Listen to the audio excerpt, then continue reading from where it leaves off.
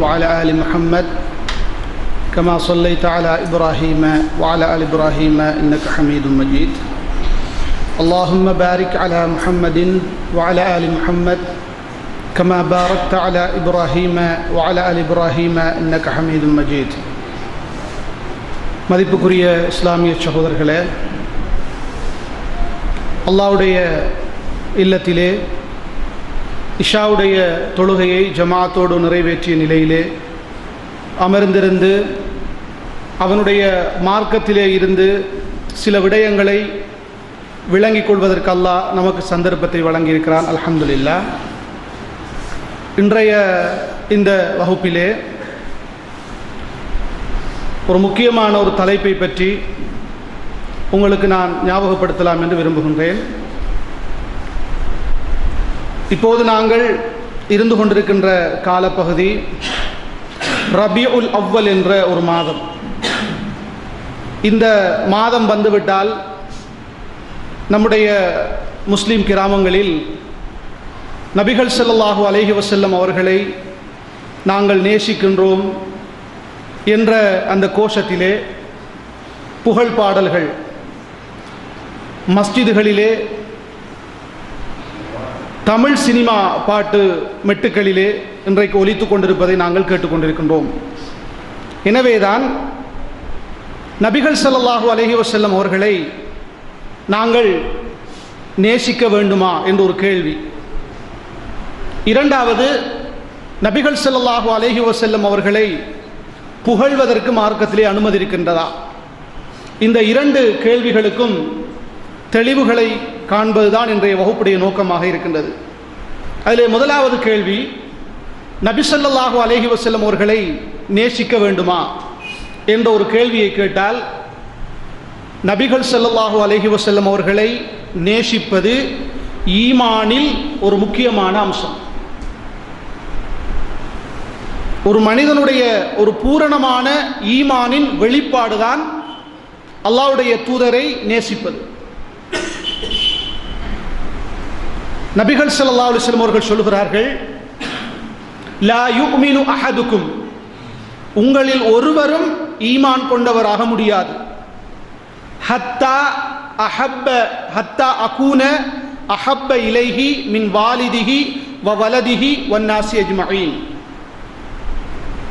தன்னுடைய பெற்றோர், பிள்ளைகள், ஏனைய மனிதர்கள், பெரியார்கள், இவர்கள் அனைவரையும் விட நான் உங்களுக்கு மிக விருப்பத்துக்குரிய நேசத்துக்குரிய ஒருவனாக மாறும் வரைக்கும் உங்களில் ஒருவரும் விசுவாசியாக முடியாது. அப்படி என்றால் இந்த ஹதீஸ் நமக்கு தெளிவாக சொல்லுகின்ற அம்சம், அல்லாஹ்வுடைய தூதர் ஸல்லல்லாஹு அலைஹி வஸல்லம் அவர்களை நாங்கள் கட்டாயம் நேசிக்க வேண்டும், அவர்கள் மீது அன்பு வைக்க வேண்டும். எங்களுடைய பெற்றோர்களை விட, பிள்ளைகளை விட, உறவினர்களை விட, ஏனைய மனிதர்களை விட, எங்களுடைய உயிரை விட மேலாக அல்லாஹ்வுடைய தூதரை நாங்கள் நேசிக்க வேண்டும். அதிலே மாற்று கருத்து கிடையாது. அருமை சஹாபாக்கள் ரலியல்லாஹு அன்ஹும் அல்லாஹ்வுடைய தூதரை நம்மை விட பல மடங்கு நேசித்தார்கள், தங்களுடைய உயிர்களை விட மேலாக நேசித்தார்கள். அந்த நேசத்துடைய வெளிப்பாடுகளை அவர்களுடைய வரலாற்றுகளில் நாங்கள் படித்துக் கொண்டிருக்கின்றோம். உஹத் என்ற ஒரு யுத்த களம், நபிகள் ஸல்லல்லாஹு அலைஹி வஸல்லம் அவர்களை கொலை செய்ய வேண்டும் என்பதற்காக அல்லாஹ்வுடைய தூதரை நோக்கி குறைஷி காஃபிர்கள் அம்புகளை எறிந்து கொண்டிருந்தார்கள். அந்த கட்டத்திலே 20க்கும் மேற்பட்ட சஹாபாக்கள் அல்லாஹ்வுடைய தூதரை நோக்கி வந்த அம்புகளை தங்களுடைய மேனிகளில் தாங்கி தங்களுடைய உயிர்களை மாய்த்தார்கள். அப்படி அல்லாஹ்வுடைய தூதரை சஹாபாக்கள் நேசித்தார்கள். எங்களுடைய நேசம் எங்கே இருக்கிறது? உயிரை கொடுத்தார்கள். அல்லாஹ்வுடைய தூதருடைய உயிரை காப்பாற்றி தங்களுடைய உயிர்களை கொடுத்தார்கள். இது சஹாபாக்களுடைய நிலை. அன்புக்குரிய சகோதரர்களே, ஹுபைப் ரலியல்லாஹு அன்ஹு என்ற ஒரு நபித்தோழர் அல்லாஹ்வுடைய தூதரால் ஒரு உளவாளியாக நியமிக்கப்பட்டு அனுப்பப்படுகிறார்கள். காஃபிர்களால் பிடிக்கப்பட்டு அவர்களுக்கு மரண தண்டனை நிறைவேற்றப்பட போகின்றது. அந்த கட்டத்திலே காஃபிர்கள் கேட்கிறார்கள், இந்த இடத்தில் முஹம்மத் ஸல்லல்லாஹு அலைஹி வஸல்லம் அவர்கள் இருக்க நீ விரும்புவாயா? நான் விரும்புவேன் என்று நீ சொன்னால் உன்னை கொல்லாமல் விட்டு விடுவோம். அவ்வளவுதான் சொல்ல வேண்டும். நான் இருக்கின்ற இந்த இடத்தில் மரண தண்டனைக்கு உட்படுத்தப்படுகின்ற அந்த நிலையில் அல்லாஹ்வுடைய தூதர் இருக்க நான் விரும்புகிறேன் என்று சொன்னால் உன்னை விட்டு விடுவோம். அந்த சஹாபியுடைய நேசத்தை பாருங்கள். அவர் சொல்லுகிறார், அல்லாஹ்வுடைய தூதருடைய காலில் ஒரு முள் தைப்பதை கூட நான் விரும்ப மாட்டேன், ஒரு முள் குத்துவதை கூட விரும்ப மாட்டேன் என்று சொன்னதுதான் தாமரம். அவர் கொல்லப்பட்டார். இப்படி நேசம் வைத்தார்கள். ஆனாலும் அன்புக்குரியவர்களே, இந்த நேசத்தை சஹாபாக்கள் புரிந்து கொண்ட முறைக்கும் நம்முடைய முஸ்லிம்கள் புரிந்து கொண்டிருக்கிற முறைக்கும் இடையில் வித்தியாசம் இருக்கிறது. உண்மையிலேயே அல்லாஹ்வுடைய தூதரை நாம் உண்மையாக நேசிக்கிறோம் என்றால் அதனுடைய வெளிப்பாடு எப்படி இருக்க வேண்டும் என்றால், அல்லாஹ்வுடைய தூதருடைய வழிமுறைகளை நாங்கள் பின்பற்ற வேண்டும். அவர்கள் விலக்கியவற்றை தவிர்த்து வாழ வேண்டும். அதுதான் உண்மையான நேசம். அதற்கு மாறாக ரபியுல் அவ்வல் மாதம் வந்துவிட்டால் மட்டும் நாங்கள் நேசிக்கிறோம் என்று வெறுமனே பேசுவதால் எந்த அர்த்தமும் கிடையாது. அல்லது அவர்கள் பிறந்ததாக நாங்கள் கணித்திருக்கிற அந்த நாளை மையப்படுத்தி ஒரு பிறந்த தின விழாவை கொண்டாடிவிட்டால் நாங்கள் நேசிக்கிறோம் என்று அர்த்தமாகாது. அல்லது ரபியுல் அவ்வல் மாதம் வந்துவிட்டால் ஆரம்ப 12 நாட்களிலும் மஸ்ஜிதுகளில் அமர்ந்து கொண்டு அல்லாஹ்வுடைய தூதரை புகழக்கூடிய சில அரபு பாடல்களை பாடிவிட்டால் நாங்கள் அல்லாஹ்வுடைய தூதரை நேசித்தவர்களாகிவிட முடியாது. உண்மையிலே அன்புக்குரியவர்களே, நான் ஆரம்பத்திலே சொன்னது போல சஹாபாக்கள் எங்களை விட அல்லாஹ்வுடைய தூதரை விரும்பினார்கள். அதற்காக வேண்டி அவர்கள் அல்லாஹ்வுடைய தூதருடைய பிறந்த நாளை மையப்படுத்தி ஒரு விழாவும் கொண்டாடவில்லை. அல்லாஹ்வுடைய தூதர் உயிர் வாழ்ந்த காலத்திலும் அது நடக்கவில்லை, அவர்கள் மௌத்தானதற்கு பிறகும் அது நடக்கவில்லை. அப்படி சஹாபாக்கள் நேசத்தை விளங்கவில்லை. நபிகள் ஸல்லல்லாஹு அலைஹி வஸல்லம் அவர்கள் உயிரோடு இருக்கின்ற போதும் மரணித்ததற்கு பிறகும் சஹாபாக்கள் மஸ்ஜிதுகளிலே கூடிக்கொண்டு இன்றைய நம்முடைய சமூகத்திலே இருப்பது போல அரபு பாடல்களை பாடி அந்த நேசத்தை ஒரு நாளும் வெளிப்படுத்தவில்லை. இவைகளெல்லாம் பிற்பட்ட காலங்களிலே புதிதாக மார்க்கத்தின் பெயரால் நுழைந்துவிட்ட பித்அத்துகள், வழிகேடுகள், அது மார்க்கத்தின் புதுமைகள். அதை நாங்கள் விளங்கிக் கொள்ள வேண்டும். எனவே அல்லாஹ்வுடைய தூதரை நாம் நேசிக்க வேண்டுமா என்ற ஒரு கேள்வியை கேட்டால் அதுக்கு என்ன விட? கட்டாயம் நேசிக்கணும். ஆனால் அந்த நேசத்தை எப்படி வெளிப்படுத்த வேண்டும்? அல்லாஹ்வுடைய தூதருடைய சுன்னாவை அப்படியே பின்பற்ற வேண்டும். இன்றைக்கு முஹம்மத் நபி அவருடைய சுன்னா, உதாரணத்துக்கு தாடி. நிறைய நிர்வாகிகள் முகத்தில் தாடி இருக்காது, ஆனா அவர்கள் மீலாது விழா ஏற்பாடு செய்வாங்க, மௌலித் பாடல்கள் ஏற்பாடு செய்வாங்க. இது நேசமா? அல்லாஹ்வுடைய தூதரை நான் நேசிக்கிறேன் என்றால் அல்லாஹ்வுடைய தூதருடைய சுன்னாவை அப்படியே பின்பற்ற வேண்டும். அதான் நேசத்தின் வெளிப்பாடு. இதை நம்முடைய உள்ளங்களிலே நாங்கள் பதிவு செய்ய வேண்டும்.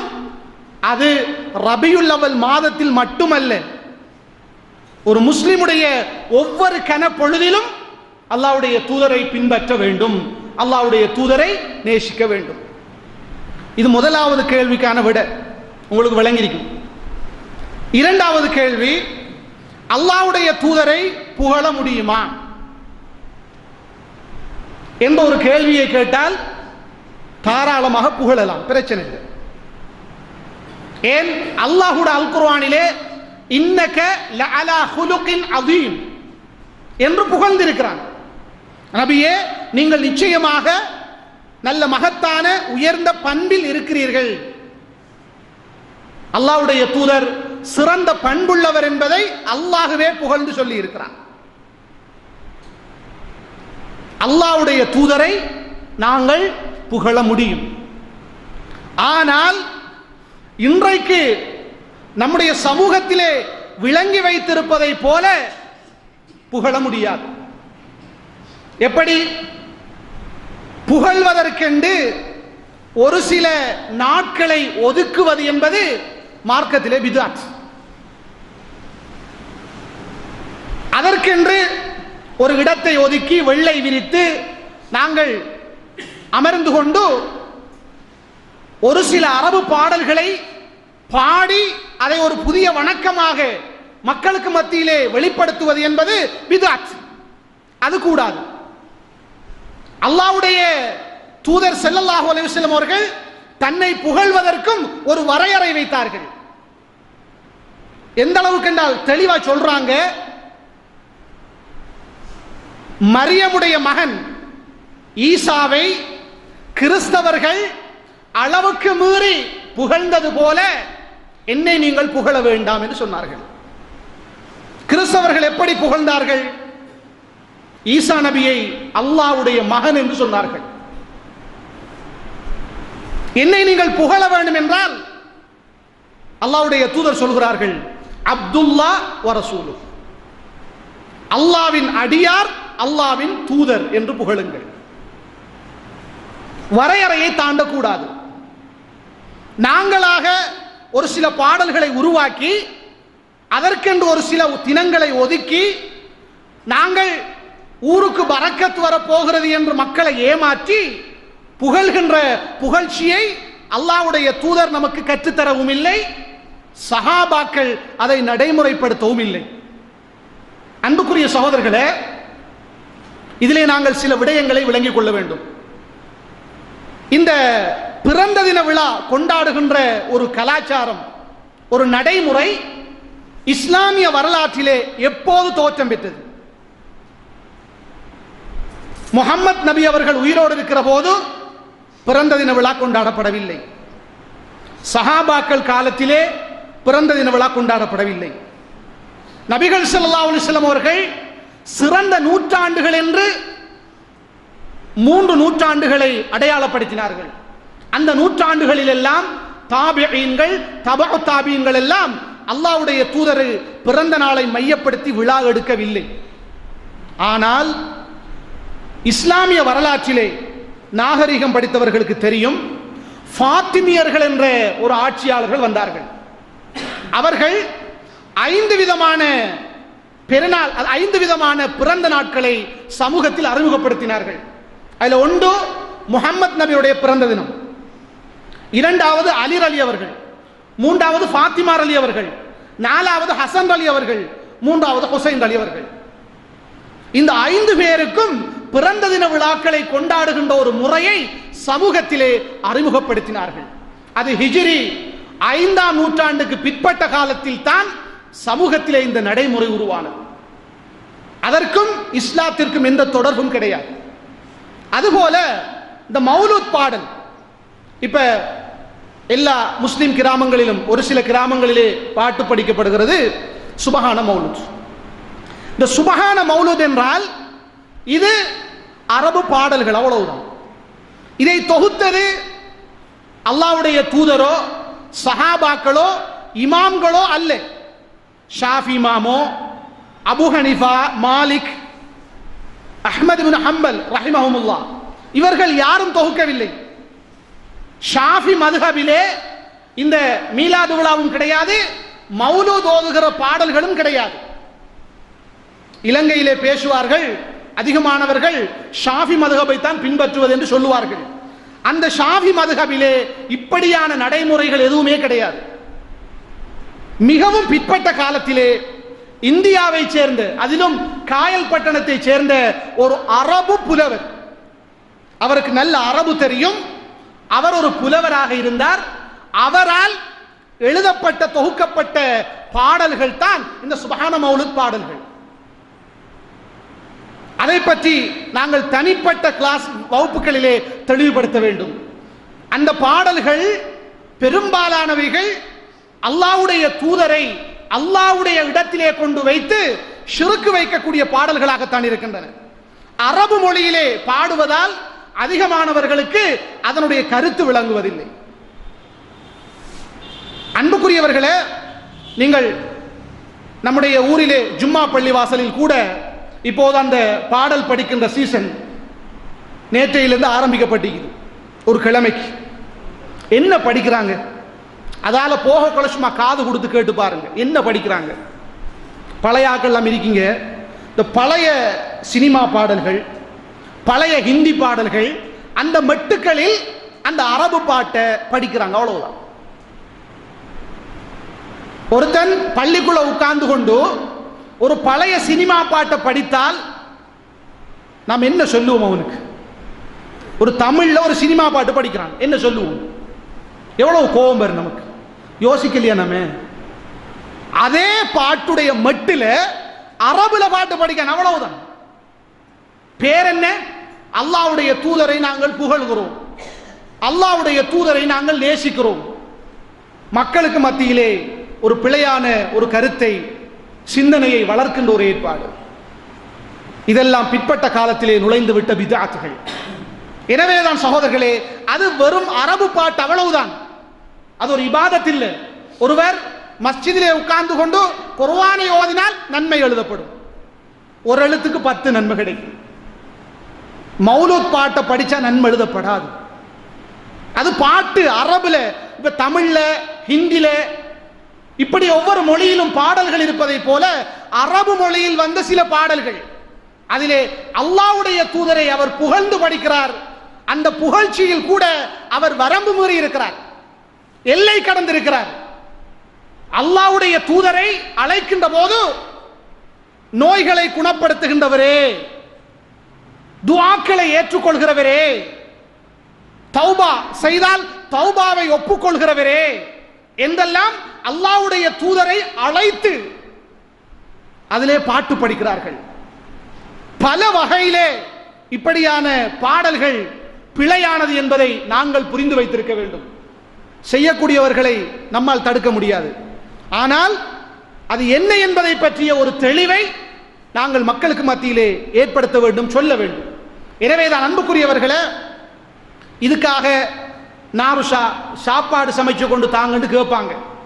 எங்கடாக்களும் அப்படி சமைத்து கொண்டு கொடுப்பதை ஒரு இபாதத்தாக நினைக்கிறார்கள். அப்படி கொடுக்கக்கூடாது, கொடுக்கக்கூடாது.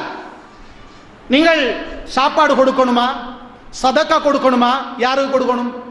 ஏழைகளுக்கு கொடுக்கணும். அல்லாஹ்வுடைய தூதருடைய பெயரால் உருவாக்கப்பட்ட ஒரு விதத்தான காரியத்தை உயிர்ப்பிப்பதற்கு நீங்கள் எந்த வகையிலும் உதவக்கூடாது. அப்படி உதவினால் அந்த பாவத்தை சமூகத்திலே உயிர்ப்பிப்பதற்கும் வளர்ப்பதற்கும் நீங்கள் ஆதரவு கொடுக்கிறீர்கள். எனவேதான் சகோதரர்களே, அல்லாஹ்வுடைய தூதர் வரையறையோடு சொன்ன அடிப்படையிலே அவரை நாங்கள் புகழ வேண்டும், அல்லாஹ்வுடைய தூதரை நாங்கள் நேசிக்க வேண்டும். அந்த நேசத்துடைய வெளிப்பாடு என்பது நாம் எல்லோரும் அல்லாஹ்வுடைய தூதருடைய சுன்னாவை நம்முடைய வாழ்வின் எல்லா துறைகளிலும் பின்பற்ற வேண்டும். எல்லா அம்சத்திலும் அல்லாஹ்வுடைய தூதரை நாங்கள் பின்பற்றினால் அதுதான் உண்மையான நேசத்தின் வெளிப்பாடு என்பதை நாங்கள் புரிந்து கொள்ள வேண்டும்.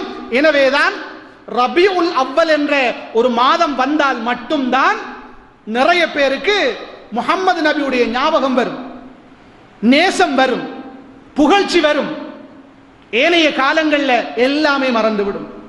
இப்படி இந்த ஜும்மா பள்ளிவாயலில் உட்கார்ந்து கொண்டு வெறுமனே நீங்கள் அரபு பாடல்கள் படிப்பதை விட மக்களுக்கு அல்லாஹ்வுடைய தூதருடைய நல்ல போதனைகளை நினைவுபடுத்தினாலாவது பிரயோஜனமாக இருக்கும்.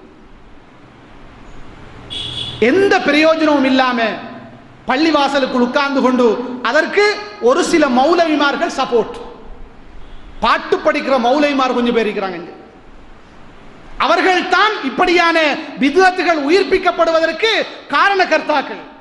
அதை நாங்கள் விளங்கிக் கொள்ள வேண்டும் என்பதற்காகத்தான் இன்றைய வகுப்பிலே இதை நான் உங்களுக்கு தெளிவுபடுத்துகிறேன். எனவேதான் அன்புக்குரிய சகோதரர்களே, அந்த புகழ்ச்சி என்பது கூட வரையறையை தாண்டினால் அது ஷிர்க்குடைய நிலைக்கு நம்மை கொண்டு போய் சேர்த்துவிடும். அதைவிட நான் ஆரம்பத்திலே சொன்னது போல சஹாபாக்கள் அல்லாஹ்வுடைய தூதரை நேசித்ததை போல இந்த உலகத்தில் வேறு யாரும் நேசிக்கவில்லை. அவர்கள் நபிகளாருடைய உயிர் வாழுகின்ற போதும் நபிகளார் மரணித்ததற்கு பிறகும் இப்படி பள்ளி வாயிலுக்குள் உட்கார்ந்து கொண்டு வெள்ளை விரித்து கொண்டு அல்லாஹ்வுடைய தூதரை ரபியுல் அவ்வல் மாதத்திலே புகழ்வதற்கான ஏற்பாடுகளை செய்யவில்லை. அப்படியான புகழ்ச்சியை அவர்கள் நமக்கு அறிமுகப்படுத்தவில்லை. எனவேதான் இந்த விடயங்களை நாங்கள் கவனத்திலே வைத்து வருடத்தின் ஒவ்வொரு மாதத்திலும் ஒவ்வொரு நாளிலும் அல்லாஹ்வுடைய தூதரை நினைவுபடுத்துவோம், அவர்களை நேசிப்போம். அல்லாஹ்வுடைய தூதர் வரையறையோடு சொன்ன அடிப்படையிலே இருந்து அவர்களை நாங்கள் புகழ்ந்து கொள்வோம். சமூகத்திலே அறிமுகப்படுத்தப்படுகிற மீலாது விழா கொண்டாட்டங்கள், மௌலூத் பாடல்கள் ஓதப்படுகிற நிகழ்வுகள், இவைகளில் நாங்கள் பங்கெடுக்கவும் கூடாது. இவைகளுக்கு நாம் எந்த வகையிலும் உதவி செய்யவும் கூடாது என்பதை நீங்கள் வந்திருக்கின்ற ஒவ்வொருவரும், வெளியிலே கேட்டுக்கொண்டிருக்கிறவர்களும் உள்ளத்திலே ஆழமாக பதிவு செய்து கொள்ளுங்கள். அல்லாஹ்வுடைய தூதரை நேசித்து அவருடைய சுன்னாக்களை ஒவ்வொன்றாக பின்பற்றி மறுமையிலே அல்லாஹ்வுடைய தூதரோடு சுவர்க்கத்தில் இருக்கக்கூடிய பாக்கியத்தை அல்லாஹ் நம் அனைவருக்கும் தந்தருள்வானாக. ஆமீன் ஆமீன். வ ஆகிரு தஅவானா அனில் ஹம்துலில்லாஹி ரப்பில் ஆலமீன்.